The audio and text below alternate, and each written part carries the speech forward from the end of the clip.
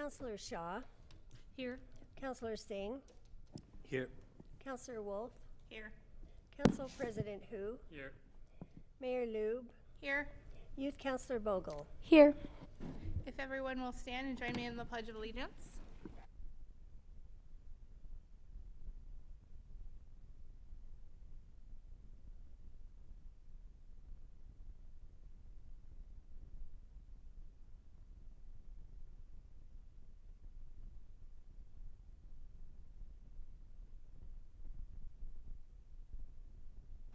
Any council or city teammates, any non-agenda items this evening?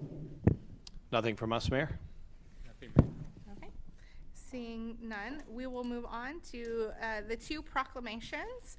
So the first proclamation is April 21st through 27th as Volunteer Appreciation Week, which is super important. I think volunteering is such an important thing, especially for all of our Tiger volunteers on our boards and committees and various different groups, our CERT group around the community. One of the things I think that when I got involved in the city that I was most proud of is our volunteers and our people. It's incredible. You ask for help and the amount of people who show up to help you. It's such an incredible community. So such an important proclamation to celebrate Volunteer Week. The other proclamation is for Earth Day, which is April 22nd, 2024. I think that falls right in line with our, one of our council goals of addressing climate change and the impact that it has on our local community and working to address it, and just the importance of our earth that we live on, and hopefully leaving it better than we found it, although I don't know that we're doing that right now. So those are the two proclamations. We will move on to public comment. If you'd like to call in now, please do so to get in the queue. It's 503-966-4101. And we will start with follow-up to previous public comment with Assistant City Manager Nyland. Good evening, Mayor and Council. At last week's council meeting on April 9th, we did not have any written comment. We had two people provide testimony in person. One was about fireworks, and the second one was someone who had previously provided comment about safe lots. Both of those members did receive a response from city staff, and we did not receive anyone providing testimony through the telephone or by video. That's my report. Thank you. Thank you. We did not receive any written public comments by yesterday at noon. And in person, City Recorder Krager, has anybody signed up? No, we have no sign-ups. Okay. Thank you. Mr. Thornburg, are there any phone callers in the queue or anyone asking to testify by video this evening? None at this time. Okay, thank you. Okay, we will move on to our TVF&R State of the District presentation, and we have Public Affairs Manager Stephen Myers to present. Welcome, come on up. We will just ask you to turn on your microphone. It will just be green, and you're all set. Okay. I had a small tutorial on it, so I'm feeling a little more comfortable. Hello, my name is Stephen Myers, and today I wanted to share with you our State of the District for Tualatin Valley Fire and Rescue. The crew here has had a busy day, but the truck or the heavy might join us from Station 51. They were just getting back from a call, so if they step in at some point, I'll make sure and introduce them as well. And my goal is going to be to share with you a little bit of what 2023 looked like for us, some of the things that we've experienced already, and be available for any questions that you have regarding the fire district. So I want to start off with, next slide.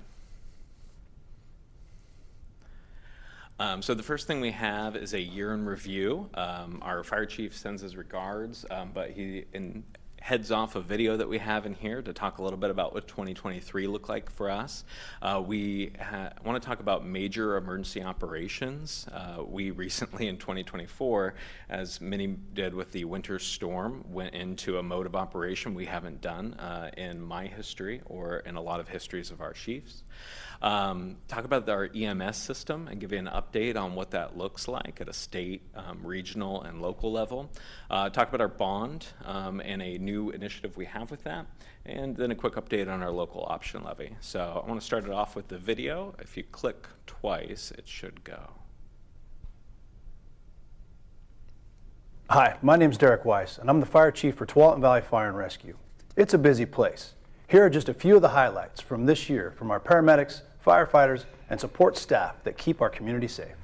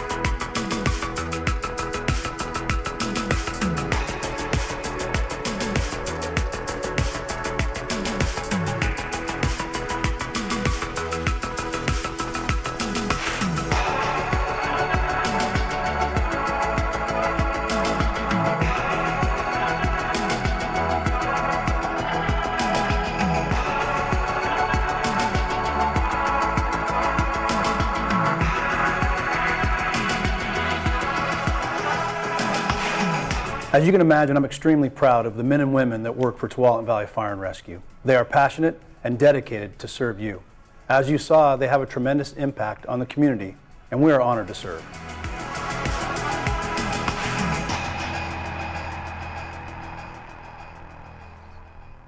Starting off with exciting video and music here, so if you could do next slide. I do want to highlight in there also that it talked a little bit about our community academy, and so we've had Councilor Shaw and we've had others that have participated in that, and that's an opportunity for members of the community to come in, drive a fire engine, spray a hose and put on the gear and understand what the job entails. It's a great way that we try to educate the community on what it means to be providing fire and EMS service in the area. So that invitation is always out there if that's something you'd be interested in. Major emergency operations. There's times with as an organization you're tested, right, to find out what your capabilities are. We certainly experienced that at the beginning of this year. So we were already experiencing challenges, and we had a fire station that was closed down in Newburgh, and we were relocating crews there. We also had one of our lieutenants that was killed, and we were planning a memorial service for them. So we had 2 of our 4 incident management teams that were engaged with those challenges, and then the winter storm came. So as you can imagine, that certainly challenged us to see how much we can manage as far as complex incidents that are happening simultaneously. So next slide. So then the storm hit. And what we experienced was 2,300 total calls during that time frame. Overnight, as the snow fell, we saw a tripling of our call volume. And so we had to go into a major emergency operations mode, which meant we had more calls than we could get to. We had to triage which calls we could get to and prioritize those that had an element of life safety for our community. We also sent dispatch liaisons to sit with dispatchers to help try to work through all of the calls that we were receiving. And then we stood up our fire operations center. So that was actually right here in Tigard at our headquarters. And that allowed us to connect with our counties, our cities, and local utility providers, because a lot of these calls involved electricity or water. So we were able to use relationships with them to help manage everything that was coming in. But as you can see, we had a tremendous amount of calls that were coming through. The variety in these also was unique in that we had trees into houses, we had tons of houses that were flooded, electrical wires that were down, and then on top of that, our regular fire, medical, and other calls that needed to be responded to. So it really challenged us in our system and our incident management team to work through how to provide response to our community. On top of that, what the community experienced, we did as well. So we had a fire station that had a water leak, actually in Tigard, here at a progress station. And so we had to move the crews out of there because water was leaking through in their quarters. We also had generators and power failures that were happening at our fire stations. And so we were working through emergency rations and managing those things. And then we also had apparatus and traction devices to get to the calls that we had to keep rolling and moving. So like you and other partners, it was a challenging time, but it certainly was a testament to the training that we've done in how to enact a major emergency operations mode. And I'm really proud to say that our firefighters, our paramedics, and our staff performed exceptionally. And we're actually also still debriefing from that experience to look at how we can improve, and we've applied for some FEMA monies to help teach ICS classes. So our emergency manager is going to be offering those in the area, and I know he's connected with Mike Lewick to pass on that information so that we can continue to improve so that when these winter storms and other emergencies happen, we're well prepared as a region. Next slide. Now I kind of want to dive into the city of Tigard here. So what you see, and hopefully you can see from that distance, is a snapshot of the city. In 2023, we responded to 7,113 calls in the city of Tigard. On this data sheet, what you see, first of all, is that we analyze a lot of data to understand where our calls are happening, where resources need to be, and how we can best deploy. What you see on here is it says dispatched as and situation found under the different categories there. And the difference between those two things is pretty simple. It's dispatched as is what we got called to when somebody picked up the phone and dialed 911. Situation found is once the reporting was done and our crews had completed responding, they fill out a report saying, here's what we actually found. The simplest example I can provide is when it comes to the fire calls there, you see we had 546 that we responded to because somebody called, but a much lesser number in which we actually found a fire. And so on a cold winter day, somebody could call 911 and say, I see a white column of smoke coming from the back of a home. We arrive and somebody's doing laundry and the dryer vent's exhausting out the back of the home. They thought there was an emergency, but we actually found something else. So that's also why you see a category of good intent, which is sometimes people call with the intent that there's an emergency to try and help, but we find there's not. You'll also see, and you've heard from us in the past, most of our calls are emergency medical calls, right, or have some component of emergency medical care.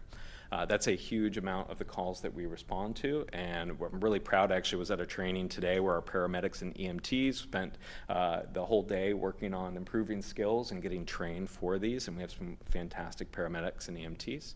But the reality is we also need to be ready for all the other calls that we receive. That includes hazardous materials calls, water rescue, as you saw in the video, and then right here in Tigard, you're home to the technical rescue team. They have amazing capabilities for high angle rope rescue. I don't know if you saw recently on social media, we had a car that was hanging off of a bridge, and they're extremely adept at securing a vehicle like that so firefighters and paramedics can access patients and we can safely get them and the firefighters out. They also can go in confined spaces, so we've had collapses in which they've rescued workers, but then they're also deployed to larger major vehicle accidents as well as fires with a specialized role and training for those incidents. So they're housed right here. So just as, a reminder, like we have to be ready with those heavy assets and special training and be prepared for the majority of our calls, which are emergency medical in nature. Now, taking you around the map here a little bit more, on the bottom you'll see the hours of the day. And again, this is where we track on a very detailed level when calls are occurring. And basically, as people start to wake up, calls start to occur. So you'll see around 5 or 6, that's when our calls start to step up. And then through the day, they'll peak around in the late afternoon and sustain through the evening and finally taper off as people go to bed. It's pretty even through the days of the week when we see calls here in the city of Tigard. But as you'll see year over year, we are seeing an increase. We have a couple years that dipped. 2020, not everybody wanted us in their homes during COVID. And then last year, we saw a little bit of what we think might be a self-correction and a decrease of calls. But over the last 5 years, we've seen a steady increase of 17% in the calls that are occurring throughout our district. You're served mostly by the station here in downtown Tigard and Station 51, but also you have a network of stations that help respond. This is really important for when we have large incidents, multiple incidents that are happening. We have crews that come from King City, from Progress, from all the other stations, Station 50 off of Walnut, to help respond when we have calls throughout the city, and that has a breakdown of what that looks like. Above that is a heat map, and that essentially takes you through where some of our hotspots are for a lot of calls. Almost to a T, those red dots are usually care homes and facilities or aging facilities that require additional care and where a lot of emergency medical events can take place. But we track that to, again, make sure that we're positioning resources in the best possible location. Next slide. Next, I wanted to talk about the EMS system. So you may have seen the EMS system, specifically medical transport, in the news quite a bit recently. So we thought it'd be good to give you an update from our perspective. The first thing is at the state level. At the state level, they just had a session in which House Bill 4081 was successful. It was the only bill that we, TVFNR, sponsored and supported because it was looking to modernize our EMS system and help have more consistency and continuity of EMS systems across the state of Oregon. We think that's really important, and that's what we've advocated within the areas that we serve. And we think that's going to just improve EMS for all the citizens or community members in our area. And then at a level here in Washington County, for a while there you may have seen that we had a changeover in the private EMS provider. For a long time we were seeing what's called level zeros. That means there's no private ambulance available for medical transport. We've seen that number start to decrease, and we're happy to see that as paramedics are hired and they're getting more units in the system. That's really important for us. It didn't mean that we weren't still taking care of patients, but it did mean that they were having to rely on us to fill in gaps. So we're really happy that that's improved, but we're going to keep our eye on it because we need it to keep heading in that direction. Then locally here for TVFNR, I wanted to talk to you a little bit about high utilizers because we haven't talked about this a whole bunch. And that's where we have people that have accessed our 911 system over and over quite a bit. In 2023, for instance, we had 99 patients who called 911 10 times or more. And 10 times is a low number. We've got some that get up to 50, 60 times. And so we're starting to analyze what's that impact to our system and how can we address it. So the result of those calls that I just talked about is 1,500 incidents that were enacted, about 800 hours of care, and then hundreds of hours that our staff follow up on just those patients on 99. And the reality is they are members of our community and they're utilizers of the 911 system, but we are usually their primary care source. And so when they run out of resources, they call 911. So we've been working on a pilot in which we have a single resource, community paramedic that's deployed to some of these high utilizers proactively to work with them, because a lot of times they need non-emergency resources. So they are trained in advanced life safety, but they also know where to find food resources, housing, addiction or mental health resources, and other social services that might be underlying causes of why they're calling 911. This is just in the beginning, and we've been sharing updates with your community roundtable and chart as we work through that program. But we're excited to see where that can go and helping, because in the end, we want to take care of our patients, but it also makes sure that our heavy assets and critical resources are available for those calls that we need them for. Next slide. Next, I want to talk about our bond. In 2021, voters approved a $122 million bond, and we're going to use that to replace aging stations, purchase apparatus, and to begin improvements to our training center on Tonkin Road. For the training center, it's been there for a long time, and not a lot of updates have occurred. So one of the things that we're excited to share with you, and next slide, is one concept we're doing down there, which is our recruit village. So year-round, we are training, and we, at this point, are running at least 2 to 4 academies per year, trying to train up the next generation of emergency responders. And we want to recruit or invest dollars in this recruit village to help give some space for that work. Right now, they're all fitting in one building for our training staff, for the leaders of the academy, our new recruits, and we've had some really big recruit classes, up to 24 firefighters, so it gets pretty cramped down there. And so this concept allows them to have their own space in which they'll have shower facilities and classrooms and all the things they need to be successful during their recruit process. And it'll also have an indoor training arena. So the picture you see on your right there is PGE has a training facility in Sherwood they built where they have an indoor arena and some similar things. So we've been looking at that. We've also traveled the country to look at other concepts that other fire departments are doing and bringing those elements to create what we think will be really important for teaching the critical skills our recruits need.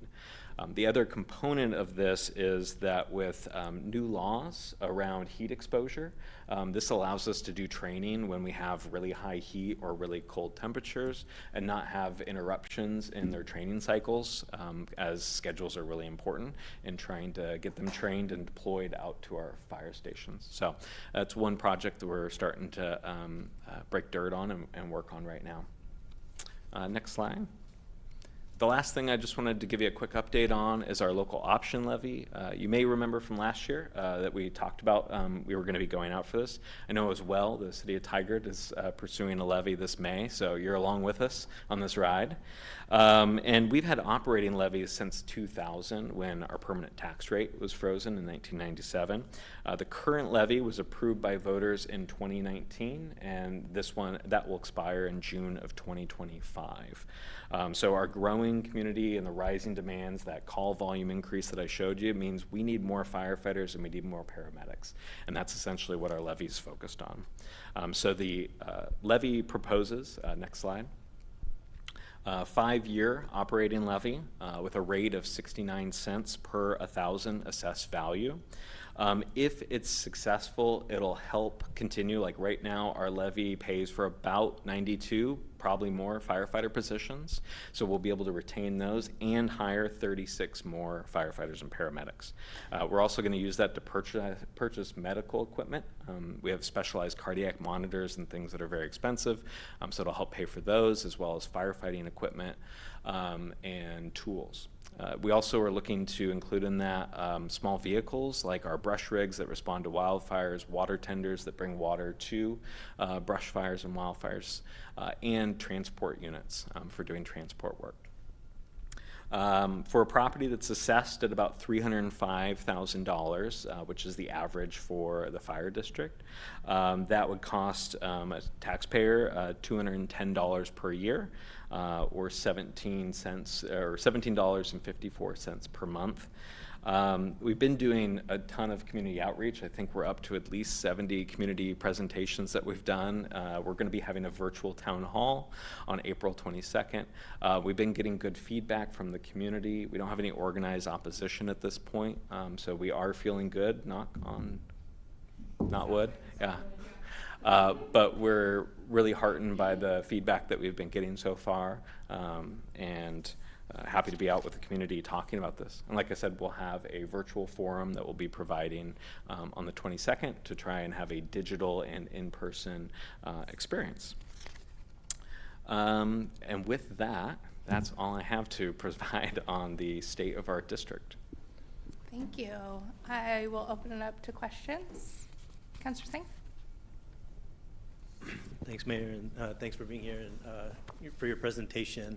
My question is, looks like EMS and critical patients had the highest call volume, and just curious, like in terms of response time, what that's like, and if there's anything the city could do to help advocate to reduce that those response time, because I know those are critical seconds, right, for patients. So. Yeah, we have different response times based on different areas that we serve, right? Our response time for rural areas is different than it would be for more urban or densely populated areas.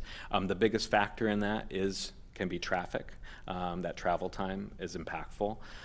So it's one thing that we look at when we're siting fire stations and where to put apparatus.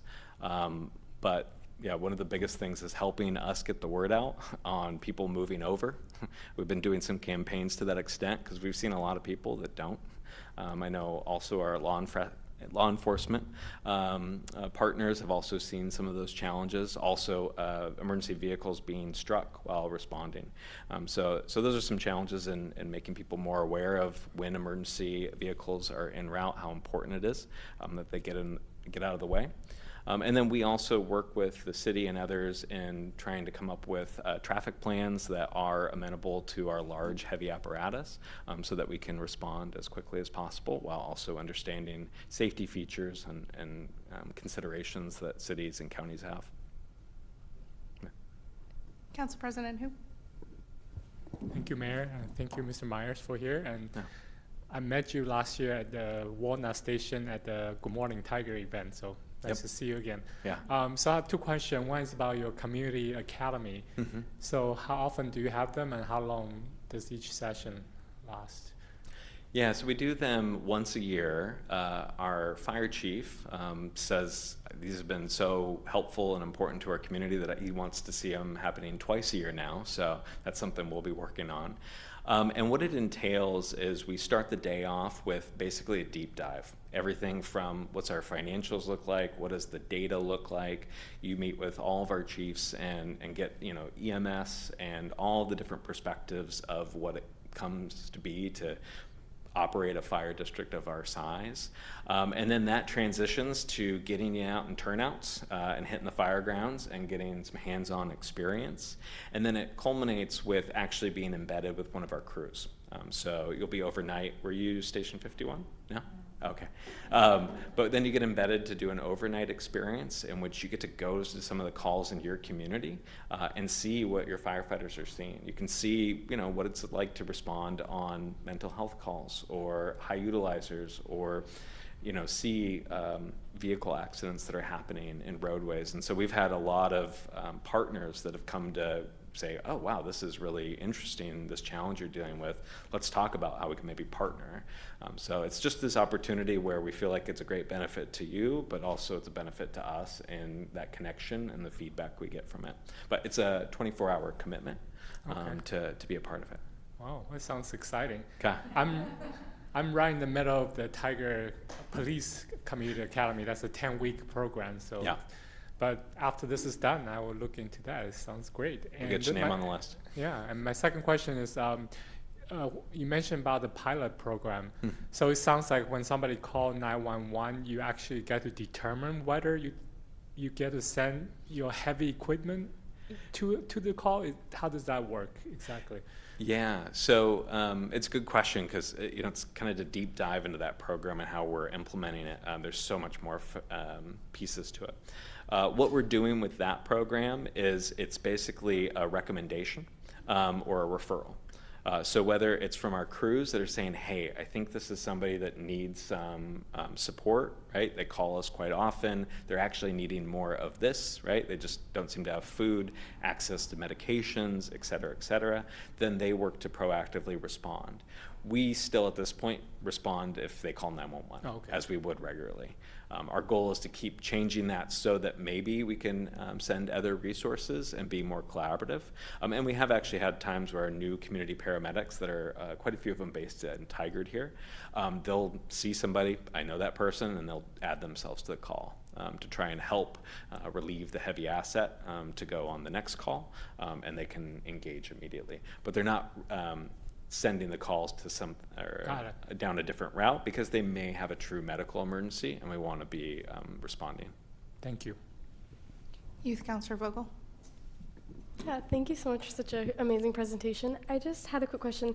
Correct me if I'm wrong on the acronym. I think you said ICS classes. Just maybe a little bit of like an elaboration on that, and then if that'll be available, like what the age ranges for that, because I think it'd be super crucial to have that be for all members of a family looking to help in time of crisis. So. Yeah, I apologize. Acronyms are all of our business.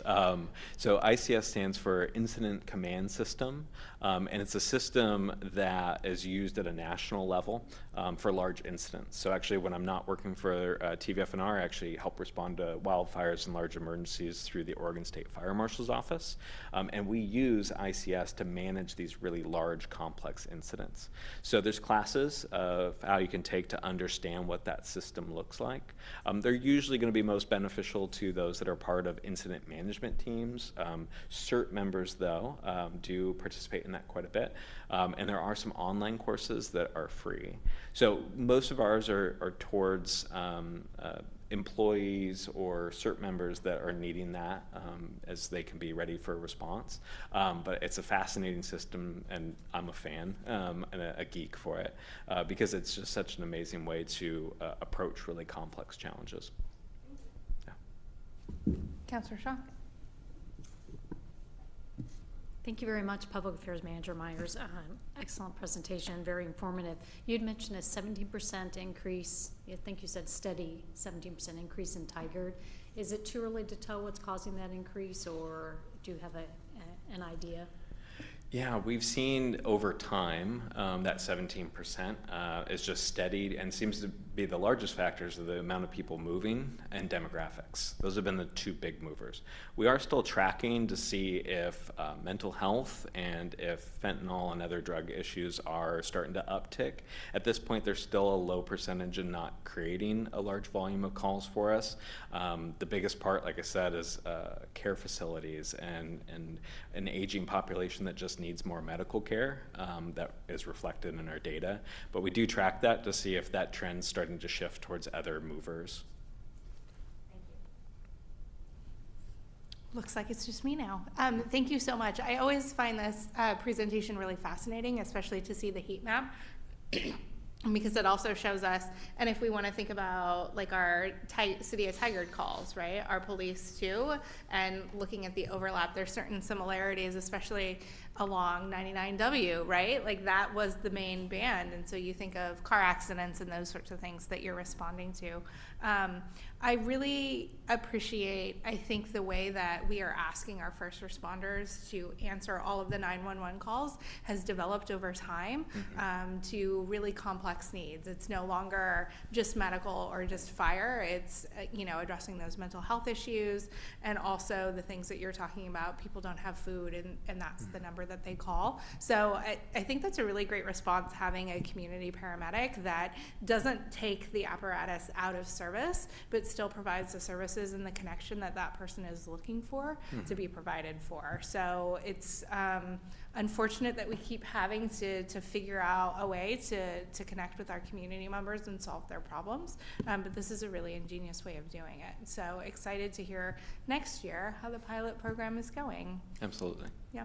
Any additional questions other than thank you so much for your partnership with the City of Tigard and always for showing up to different events. I can't tell you how many firefighter hats my kid has. I mean, she was a firefighter for Halloween. The chief was not thrilled about that. But you really have a huge impact on what you do for our community. Thank you. Thank you. Honored to be here. Yeah. We will move on to council liaison reports. And I think I started with Councilor Singh last time, so we will start with Youth Councilor Vogel. Okay. Kind of a short TIAC report today. It's really close to me. Oh, there we go. We have had very successful and consistent meetings. I think this spring is kind of a down period for us just because we have a pretty busy winter. But we've had good member turnout. We were able to present at council, which was so exciting. Our members loved it. We've had very many cool opportunities. We have a volunteer hour project that members are able to go to this Sunday that help with Earth Day, as well as our volunteer party that is happening at the library on Sunday. It's not ours, but we are invited to it as youth volunteers. We are planning 2 new ideas. We've been working on a drive, a hygiene item drive, where our donations will go to Family Promise, which is something that we felt as a council was kind of something we're passionate about, making sure that hygiene is accessible for everybody, especially people within our school. So it will be held through Tigard High School and Fowler Middle School, just where most of our members are from. It'll start the first week of May. And then our other thing that's just on the table right now would be making cards for people that are in need of support, or just to support our small businesses, because we felt very touched by the presentation at council last week from LaunchPod. That was something that we wanted to strengthen our connection with. So maybe we can write some letters of gratitude, and we would like to collaborate with Hillsborough's YAC, it's a fun word to say, and Lake Oswego's YAC to work with them as well, because we met them in DC. So we're looking to collaborate with them. That's all. I too will be brief in the spirit of something that you all might be interested in. I represent the city on the Metropolitan Area Communications Commission, and they are currently seeking community feedback about the Comcast cable television and broadband service. So in order to best communicate needs and interests related to television service as well as the internet, they are conducting a survey. I've sent that information. The survey is live until the end of May. I've already sent it to the communications team so we can promote that as well. I started to do it on the plane, and it is a long survey. They really are seeking, I think, information about what are you paying, what programs do you watch, and really trying to dig in. Do you think this is fair? What do you think is an appropriate rate? So I really think it's a genuine attempt. So I encourage community members and you all, if you're Comcast, or if you might be, they really are looking for feedback and input. And like I said, the communications team has it, and that's it for me. So. I'll be quick too. Town Center Advisory Commission, they received 2 briefings that both will come before council. So this is just a preview. One is Downtown Reimagined Final Recommendation, and the other one is Downtown Comprehensive Plan Amendment. And for the Lake Oswego Tiger Water Partnership meeting, pretty boring because nothing exciting is going on, which is a good thing. Everything's going normally.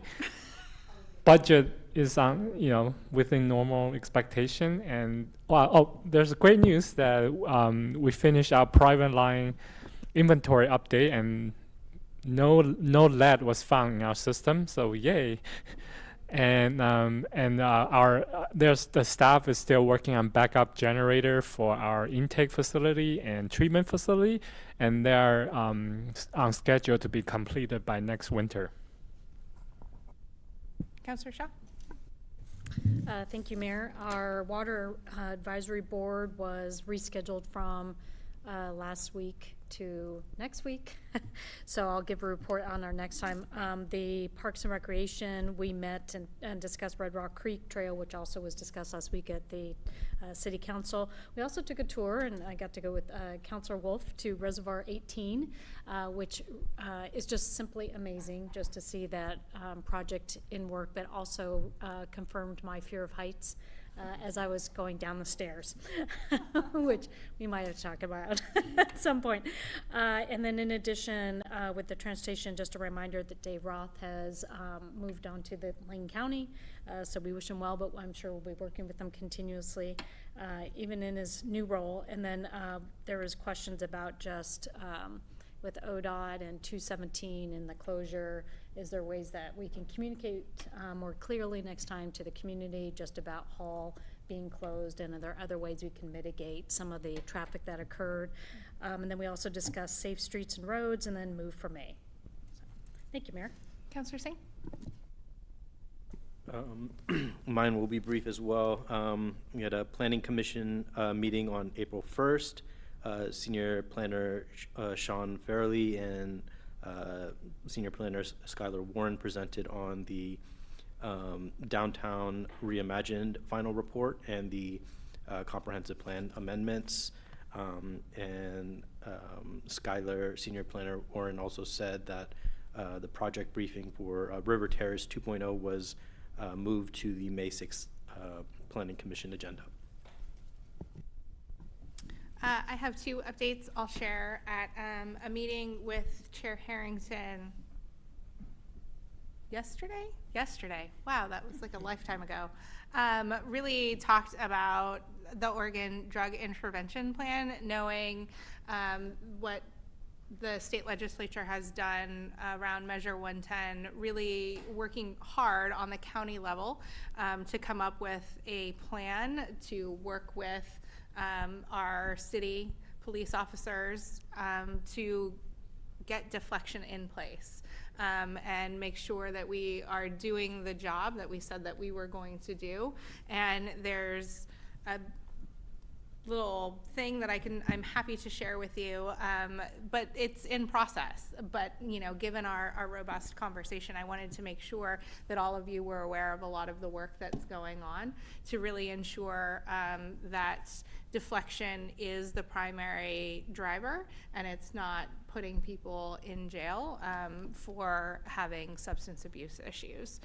One of the things that was discussed actually was really interesting, having a group of individuals who are, it will be their job to reach out and be that intervention. And so more to come as that plan develops, but it's my understanding that our city chiefs are involved and steps, so more to come with that. The other thing that I went to was the Oregon ACT and Modal Advisory Committee Chairs meeting in Salem. So because I'm the Region 1 ACT Vice Chair, it was a really interesting conversation. So it was a lot of the chairs and vice chairs, as well as the ODOT director and members of the Oregon Transportation Commission. So it's really the decision makers for transportation in the entire state. We had some really interesting roundtable discussions because we were all in different tables, and hearing, you know, the concerns between rural and urban challenges was really interesting. But also they talked about their legislative updates and transportation funding needs.